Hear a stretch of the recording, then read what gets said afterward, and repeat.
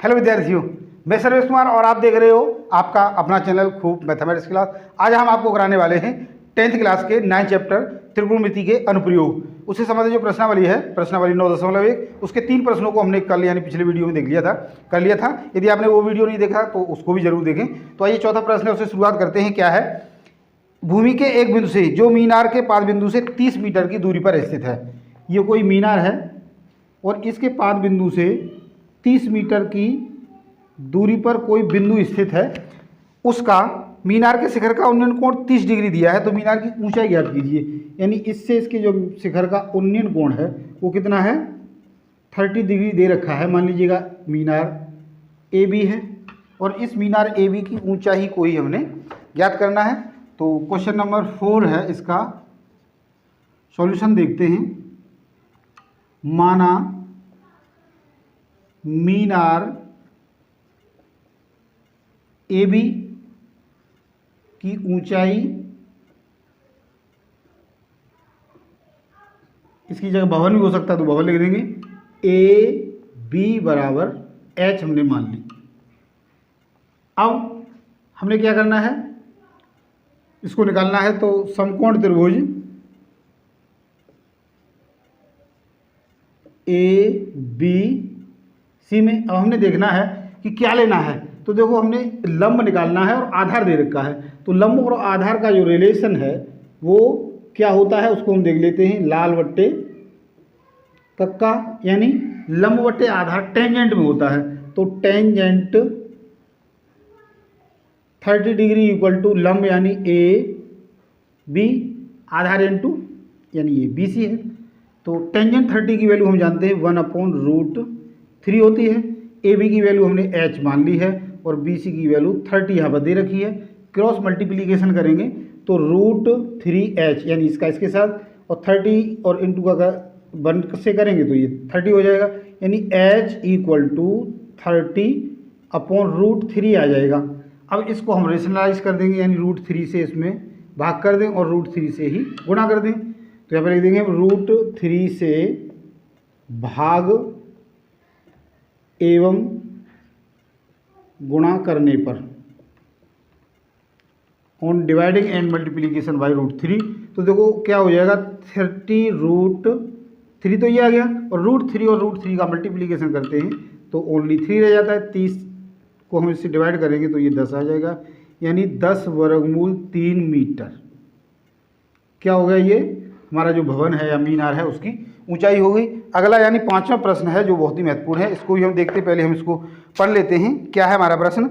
मीनार भूमि से 30 मीटर की ऊंचाई पर एक पतंग उड़ रही है। तो पहले हम इसका डायग्राम बनाते हैं। हम जानते हैं कि ऊंचाई और दूरी, हाइट और डिस्टेंस में यदि हमारा डायग्राम सही बन जाता है तो हमारा प्रश्न फिर बिल्कुल सही होता है, कोई भी गलती नहीं हो सकती। तो पहले हम इसका डायग्राम बना लेते हैं। 60 मीटर की ऊंचाई पर एक पतंग उड़ रही है। यानी मान लीजिएगा ये कोई पतंग है जो 60 मीटर की ऊंचाई पर भूमि से उड़ रही है। यानी ये वाली डिस्टेंस दे रखी है 60 मीटर। और आगे फिर इन्होंने क्या दिया है,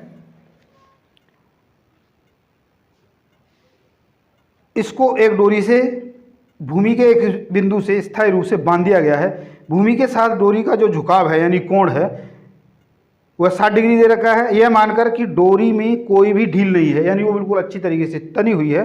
तो डोरी की लंबाई को हमने ज्ञात करना है। यानी इसके साथ जो भूमि पर पॉइंट है उसके साथ इसका जो झुकाव है वह दे रखा है 60 डिग्री का।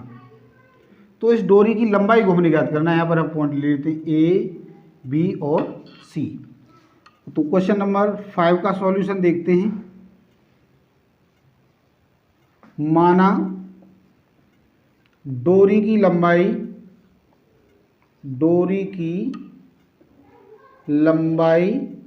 ए सी को हम x मान लेते हैं।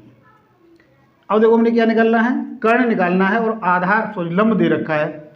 तो क्या आएगा, लंब और कर्ण का रिलेशन साइन में होता है। तो क्या लेंगे हम, साइन 60 डिग्री इक्वल टू लंब यानी ए बी, कर्ण यानी ए सी। साइन 60 की वैल्यू हम जानते हैं √3/2 होती है।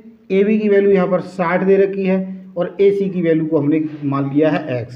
यहाँ पर भी क्रॉस मल्टीप्लीकेशन करेंगे तो √3x इक्वल टू 120 हो जाएगा, 6 दूनी 12, और x इक्वल टू हो जाएगा 120/√3, और √3 से ही हम इसको डिवाइड एंड मल्टीप्लीकेशन कर देते हैं, जैसे पिछले किया था यहाँ लिख देंगे, आप अपने आप लिख लोगे 120√3 अपॉन इसका मल्टीप्लीकेशन 3 हो जाएगा। 3 से 120 को डिवाइड करेंगे तो 3 चौक 12 यानी 40 वर्गमूल 3 डोरी की लंबाई हो गई मीटर। ये क्या है? डोरी की लंबाई, यही हमसे पूछी गई थी, यही हमारा आंसर हमने निकालना था। छठा प्रश्न है जो हमने पहले ही कहा था कि बहुत ही महत्वपूर्ण है और इसको समझना बहुत ही आवश्यक है, क्योंकि ये प्रश्न लगभग आपकी परीक्षा में ये मान के चलो कि आने ही वाला है और बहुत ही आसान तरीके से कराएंगे, एक नई ट्रिक से कराएंगे। तो देखते रहिए। 1.5 मीटर लंबा एक लड़का 30 मीटर ऊंचे भवन से कुछ दूरी पर खड़ा है। सबसे पहले हम भवन मान लेते हैं, ये कोई भवन है। यहाँ पर 30 मीटर की दूरी पर एक लड़का है जो 1.5 मीटर लंबा है, यानी इसकी हाइट है वो 1.5 मीटर की है, और 30 मीटर ऊंचा भवन है। जो भवन है उसकी ऊंचाई इन्होंने 30 मीटर दे दी है। आगे जो कंडीशन दी है उसको भी ध्यान से पढ़ें। जब वह ऊंचे भवन की ओर जाता है तो उसकी आंख से भवन के शिखर का उन्नयन कोण 30 से 60 हो जाता है, तो बताइए कि वह भवन की ओर कितनी दूर चलकर गया, यानी 60 डिग्री का कोण बनने के लिए उसे कितनी डिस्टेंस कवर करनी पड़ी। तो ये तो अब एंगल यहाँ बनेगा तो यहीं से लेंगे हम। यहाँ पर एंगल बन रहा है उसका उन्नयन कोण 30 डिग्री का। जब वह यहाँ आ जाता है तो एंगल बदलकर हो जाता है 60 डिग्री का। इसको हम A मान लें, इसको B, इसको C, इसको D और इसको E और इसको F। तो यहाँ से यहाँ तक चल के गया, यानी हमने EF निकालनी है। तो क्वेश्चन नंबर 6 सॉल्यूशन। माना लड़के द्वारा चली गई दूरी, लड़के द्वारा चली गई दूरी EF, इसको हम मान लेते हैं x, और AB यदि हम निकालें AB, तो हम जानते हैं जो AC है वो 30 है, तो AB क्या हो जाएगी इसमें से, ये 1.5 है तो ये भी 1.5 मीटर ही होगा। तो इस 30 में से इस 1.5 मीटर को हम घटा देंगे तो AB कितना हो जाएगा 30 - 1.5। तो 30 में से 1.5 घटाएंगे तो 10 में से 5 गए 5, और यहाँ पर 9 में से 1 गया 8, यानी 28.5 मीटर की दूरी AB हो गई। अब हमने देखना है, देखो हमने ये निकालना है, तो इसके लिए त्रिभुज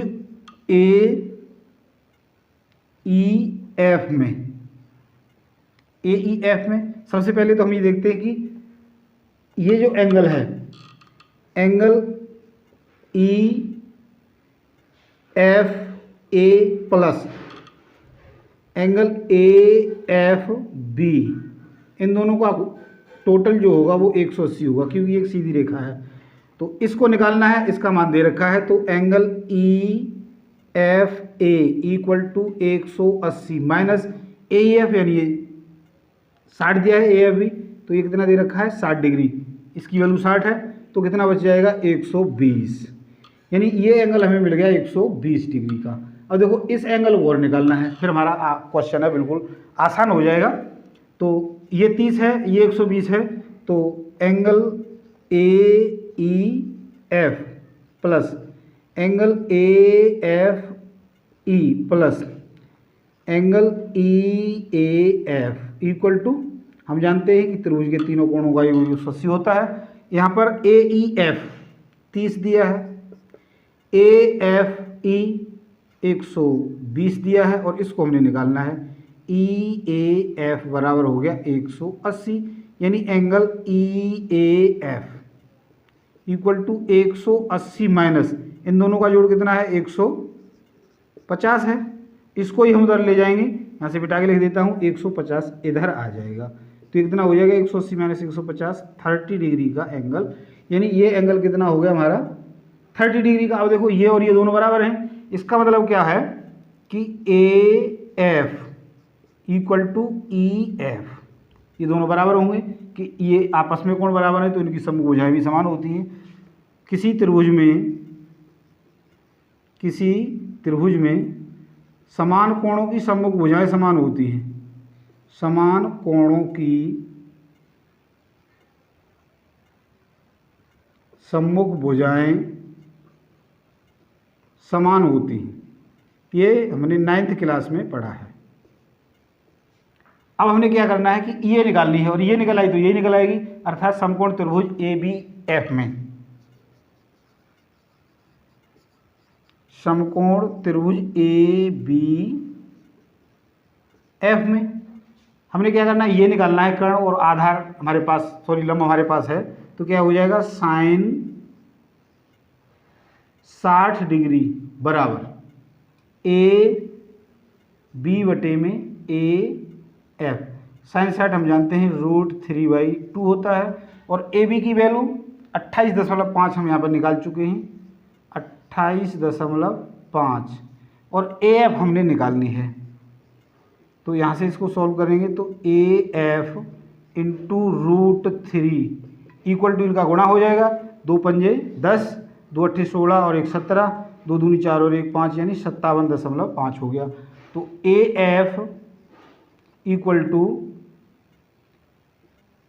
57 बटे में √3 हो जाएगा। इसको हम यहाँ हल कर लेते हैं।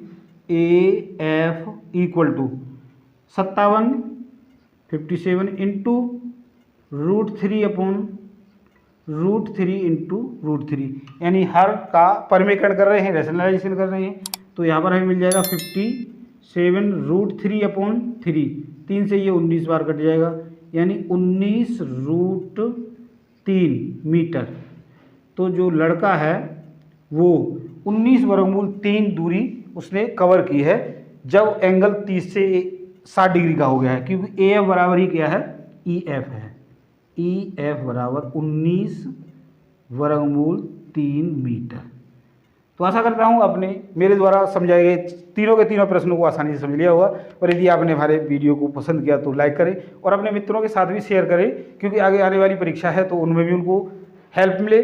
और यदि आपने हमारे चैनल को अब तक सब्सक्राइब नहीं किया है तो सब्सक्राइब करना भी न भूलें, क्योंकि आपको इसी प्रकार से 10th क्लास की सभी जो मैथमेटिक्स और साइंस है उन किताबों का सॉल्यूशन बिल्कुल फ्री में मिलने वाला है। तो आज के लिए इतना ही, कल फिर मिलते हैं, धन्यवाद।